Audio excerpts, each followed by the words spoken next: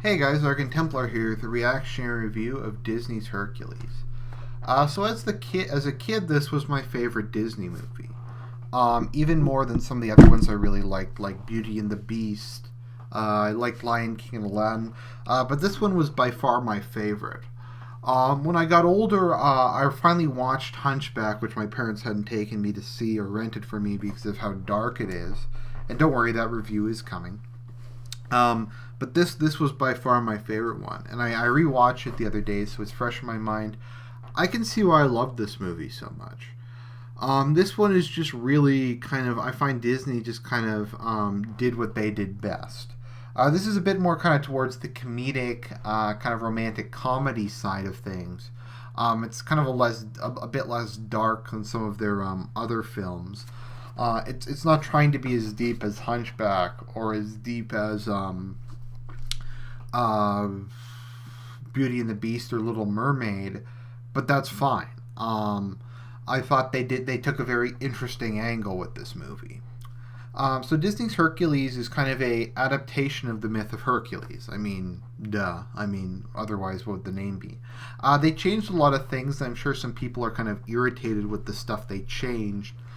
But I kind of like most of the changes they made to the myth. I kind of like that they made it kind of kid friendly. They made it kind of more idealized. They took out a lot of the degeneracy. They took out a lot of the really just kind of immoral behavior of the gods, and just kind of made it into kind of a touchy, kind of fluffy, heartwarming film. So I'll get into the plot. Just a bit about the kind of the setting. A lot of the Disney movies they try to put kind of an interesting spin on different time periods. In this case, this is kind of during the '90s, so the Greece of I forget when Hercules was. We'll just say like 5th century Greece. Really kind of resembles modern America. You have a lot of you have gospel music as kind of the interesting choice for theme. The muses are all kind of like black, which I guess is kind of bizarre considering that there weren't really blacks in ancient Greece. It does kind of fit though, because this is kind of supposed to be 1990s America, is sort of what they're going for with the movie. And the gospel music, I actually think rather doesn't fit badly. So I'm going to give them a pass on that. I don't really think it's affirmative action. I think it's more just kind of the style they were going for than any real attempt to shove black culture down our throats. So yeah, Greece resembles ancient America, modern America. You have a lot of kind of funny cultural references, like Thebes is called the Big Olive. They have like shady people selling sundials, like kind of a play off the watch thing. There's these sandals called Air Hercs. There's like Hercules action figures. A lot of people just kind of speak in modern ways. They kind of have all these consumer, like mass market consumer products, but with kind of like an ancient Greek twist. I think it's pretty funny. I think it's very well done. They often will like Phil is kind of he's obviously Jewish. He's always obviously kind of a New York Jew, which makes them going to and that's not even like just me being all right. That's just literally he says Oive, I Gewalt, there goes my Ulsa, and he obviously talks like a New York Jewish accent. Um, but yeah, so there's that aspect to it. It's just a really fun movie. I always just smile when I'm watching it. I always laugh a lot. I always just have a lot of fun. I think it has good characters. I think it has a good, solid story. It probably could be a little longer, but they really do cram a lot of stuff in it. It's not really like Atlantis, where you feel like a lot of the movie is just kind of dead air. This movie is packed. This movie's packed with all kinds of fun, interesting stuff. They did actually give it a full 90 minutes, which is good. So let's just get into the plot and I'll go over it. I am planning to do character profiles for this one, since there's a bit more to say about them than really some of the other movies I've reviewed. So this is not a particularly political one. So this will probably be more just kind of about drama and just discussing various elements of the movie.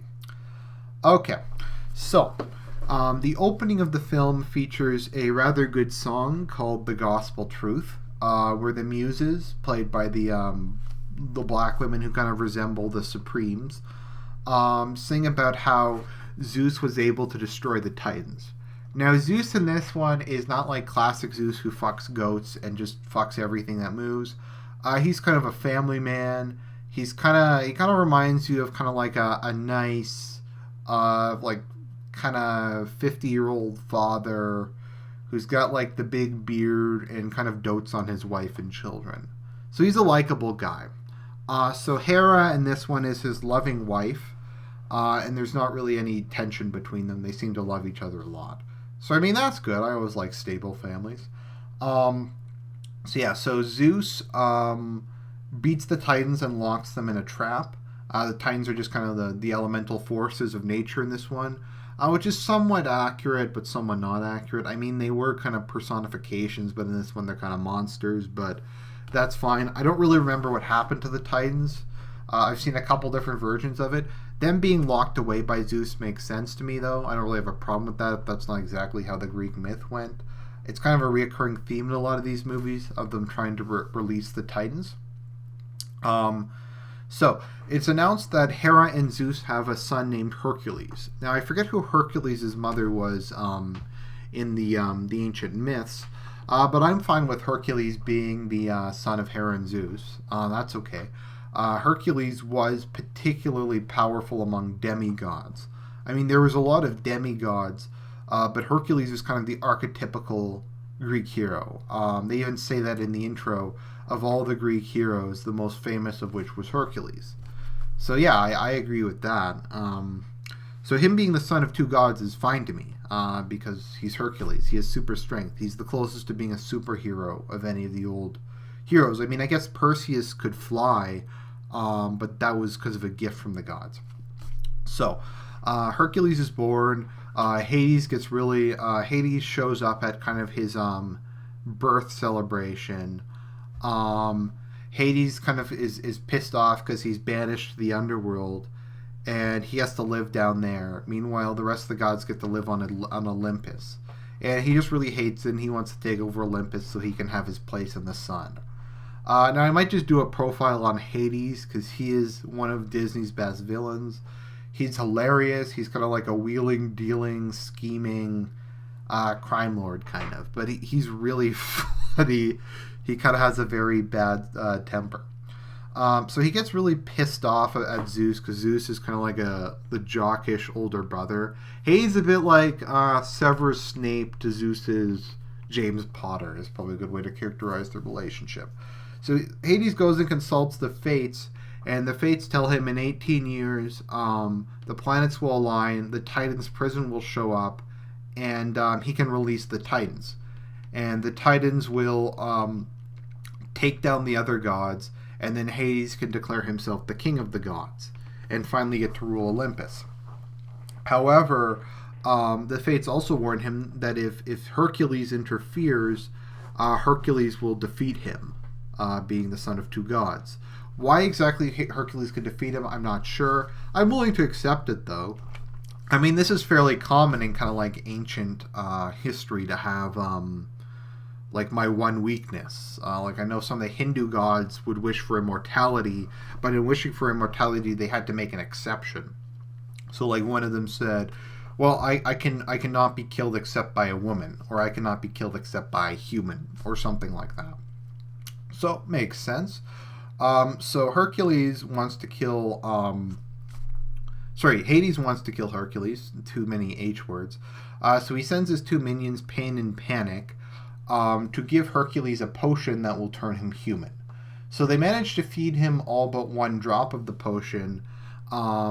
So Hercules is able to maintain his god strength. So he's as strong as his father, but he loses all his other god abilities. He can't shoot lightning bolts, he can't fly, he can't teleport, he can't do any of that stuff. So Hercules is not allowed to return to Mount Olympus because only gods can live on Olympus. So a childless family view him as being a childless mother and father, kind of like we're kind of going to Superman here. Find Hercules and believe that the gods have finally answered their prayers after all the years of praying for a child. So they see Hercules as a message, as a sign from the gods, and they raise him on a farm to be a humble, kindly boy. So I mean, it's very similar to kind of Superman, but once again, I'm okay with that.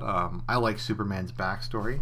Hercules is kind of the fish out of water, the superhuman who's not really a fully human. So it kind of makes sense. It simplifies a lot of things. It simplifies having to have Zeus have sex with some random woman. It simplifies Hera. It simplifies just a lot of other things. So I'm okay with it. Unfortunately, Hercules is extremely awkward. He doesn't really understand how to interact with human society. Not because he's a bad kid or anything, but just he's too strong. So even if he will stumble and fall over, he can knock buildings to the ground. So he's kind of despised and reviled by the local community because he means well, but he keeps destroying their property. So his parents reveal to him that he was found with a symbol of Zeus around his neck when they found him as a kid. And they're like, Hercules, you aren't actually our son. And Hercules is like, what? Despite the fact I don't look anything like you, I have superpowers and my hair is a completely different color. I never would have thought you weren't actually my parents. So they part on good terms. Hercules promises to come back and see them. He tells them that he loves them, but he has to go and try to find where he belongs and find out who he really is. And this kind of Hercules' journey over the course of the movie is to discover, where does he belong? Who is he really? And that's kind of the overarching theme of the movie, is what makes a hero. And it's kind of Hercules' journey. Once again, very kind of straightforward and simple. But straightforward and simple is okay as long as it's done well. And this movie does do it well. I'd rather have a movie that kind of has a very straightforward, simple message than something overambitious that does a horrible, incoherent job of it.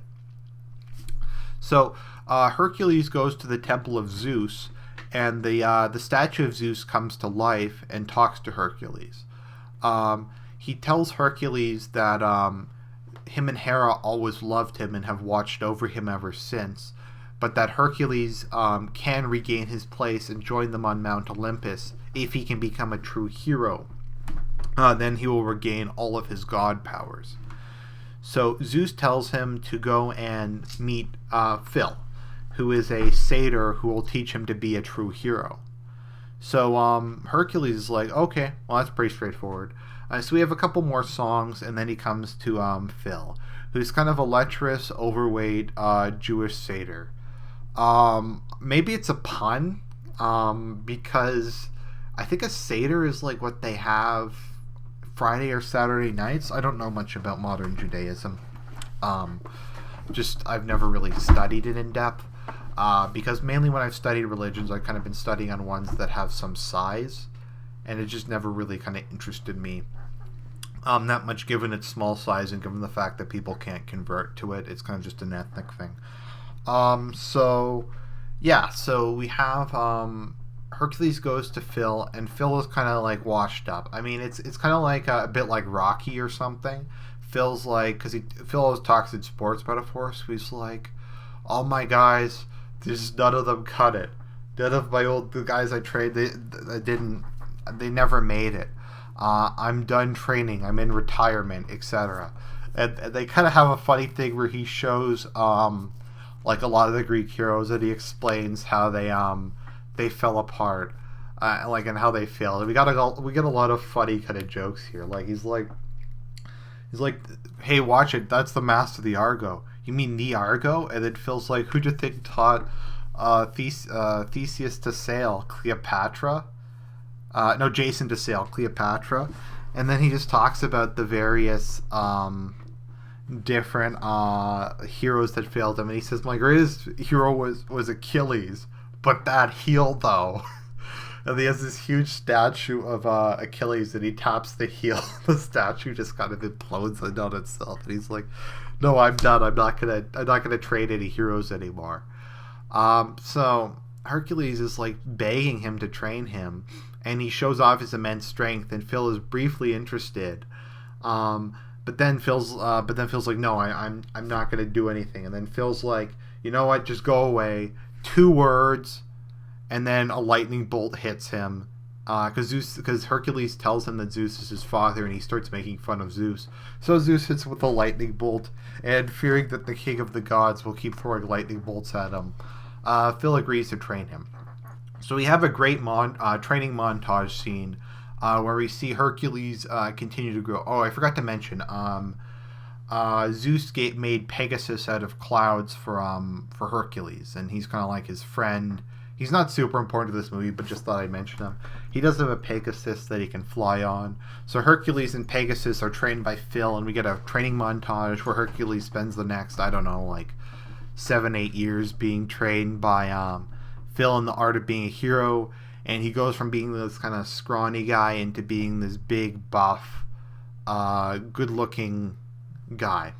So Hercules is kind of, as everyone calls, a hunk.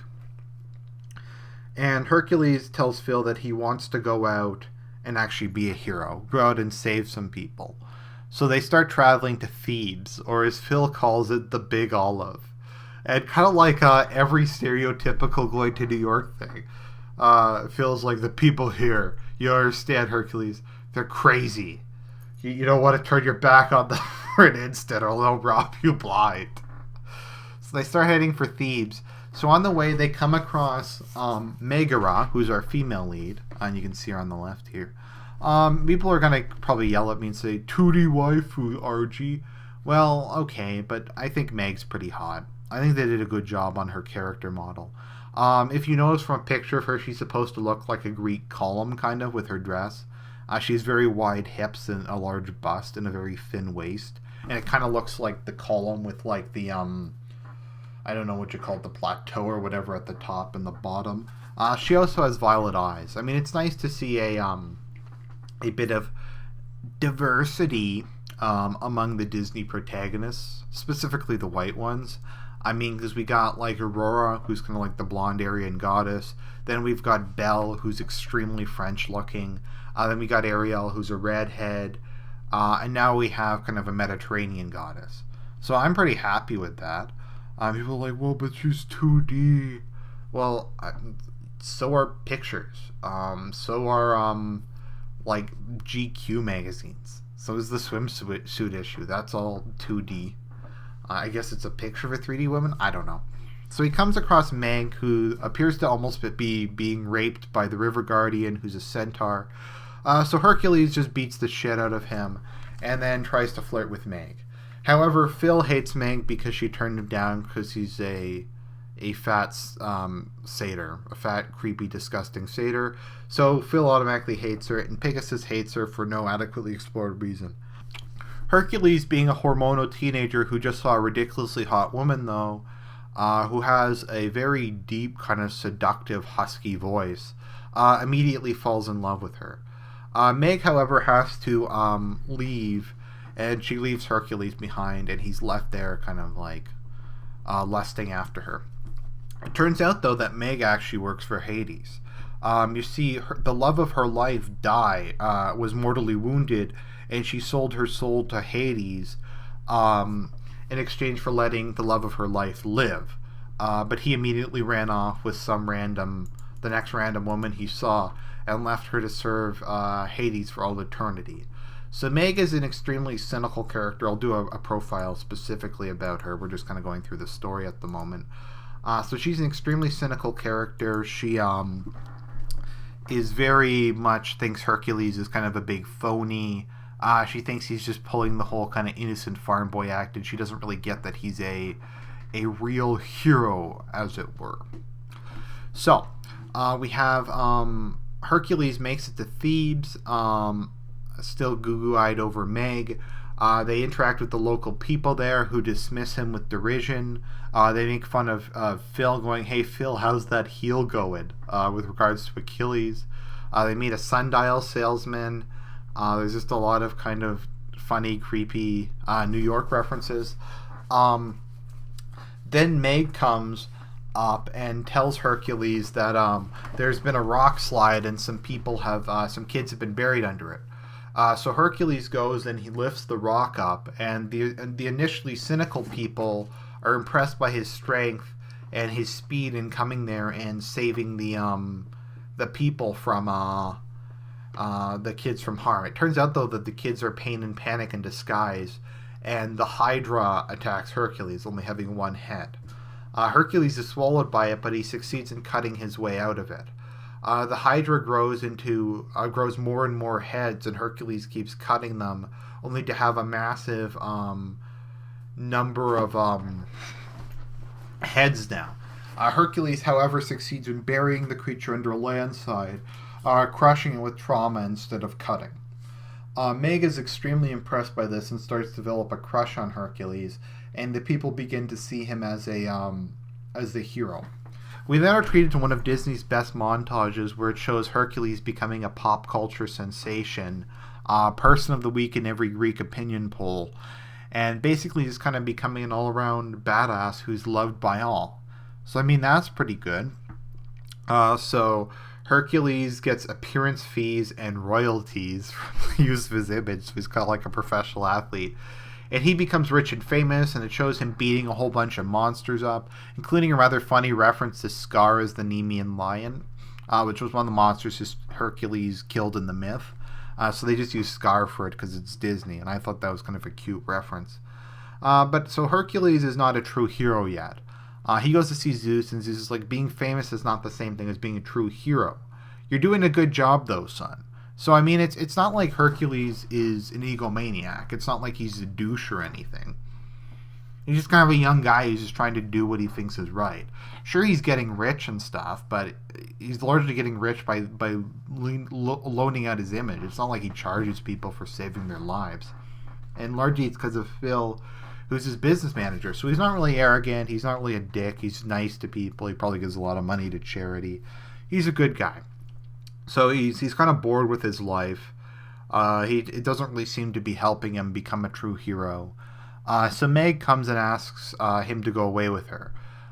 So they go out and they have like a date together. They go to a nice restaurant. They go and have they go to see the original screening of Edifice. Hercules is like, I thought I had daddy issues. So that's pretty funny. So then they kind of have a romantic moment, and Hercules kisses her on the cheek. Then Meg sings a song realizing that she's falling in love with Hercules, as he just kind of is everything she wants in a man. Just kind of this innocent, honest, earnest guy who will never betray her, hurt her, or leave her. So she really likes that. So Hades basically shows up and is like, Meg, okay, the whole date, it turned out, was arranged by Hades to try and learn Hercules' weakness. Unfortunately, Hades figures out that Hercules' weakness is not anything like cutting his hair or his ankle or anything. It's Meg. It's his humanity. It's his love, his ability to love others that is his weakness. So the day is basically coming, tomorrow actually, when Hades can release the Titans and can let them rampage across the land. So he goes to Hercules and he offers him a deal. He says, okay, Hercules, if you lose all your strength for one day, then Meg is completely free. Meg is completely free. She can go under no obligation to me in the future. Just one day you have to give your strength. And Hercules says that's a good idea. Then they reveal to Hercules that Meg has actually been working for Hades the whole time, and it emotionally devastates him, and he goes into a depression and basically just kind of cries because now he's weak and defenseless. Part of the deal, though, is that no harm can come to Meg during the 24 hours that Hercules is mortal. So Hades goes and releases the Titans. Along with the Titans is released the Cyclops. The Cyclops is historically one of the mythologically one of the creatures that was sealed, was kind of one of the children that was born at the same time as the Titan, so it makes sense for him to be sealed in there. So he sends them to go kill Hercules. They did a very good job on all the monster designs in this. The Cyclops in particular is this grotesque, ugly creature. There's kind of a funny scene where the Titans start rampaging and destroying shit. He's like, I will crush Zeus, I will freeze him. And then it shows and Hades is like, that's all good, but like Olympus is that away. And the Titans were like, oh. And kind of the joke is that it's this massive mountain. They have to be really stupid to have not seen it. So yeah, so Hades sends the Cyclops to kill Hercules. Hercules succeeds in beating it by tying up its legs and dropping it over a cliff. Unfortunately, the impact of its fall causes a pillar to fall over and crush Meg, mortally injuring her.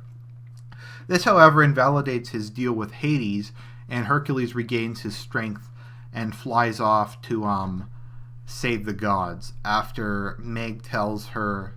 Oh, sorry. A pillar is going to crush Hercules, but Meg pushes him out of the way because it would have killed him in his mortal state, and she is mortally wounded on his behalf. So Hercules realizes that Meg was being manipulated by Hades and that she actually loved him the whole time. He gets his strength back, and he leaves her with Phil to go fight. Now, on Olympus, Hades succeeds in defeating the gods rather easily with the help of the Titans. However, Hercules shows up and cuts all the gods free of their chains.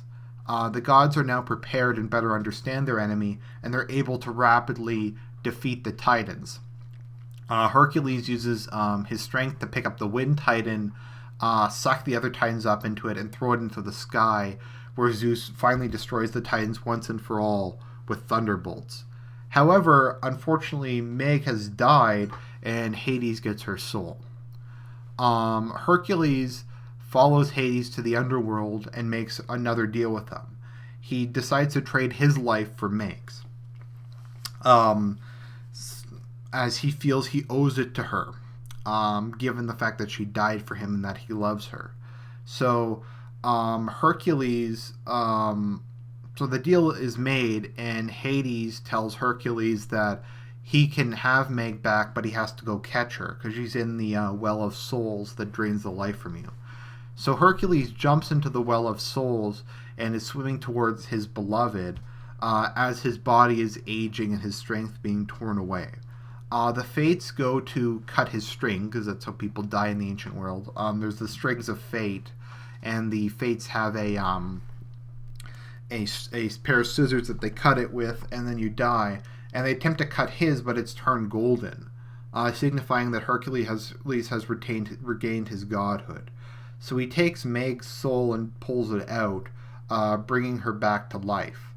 Hades is absolutely shocked and begins to try to make deals with Hercules, who punches him in the face and throws him into the Well of Souls, where all the souls that he's tortured for the last however many years tear him apart and drag him into the depths of Tartarus or wherever.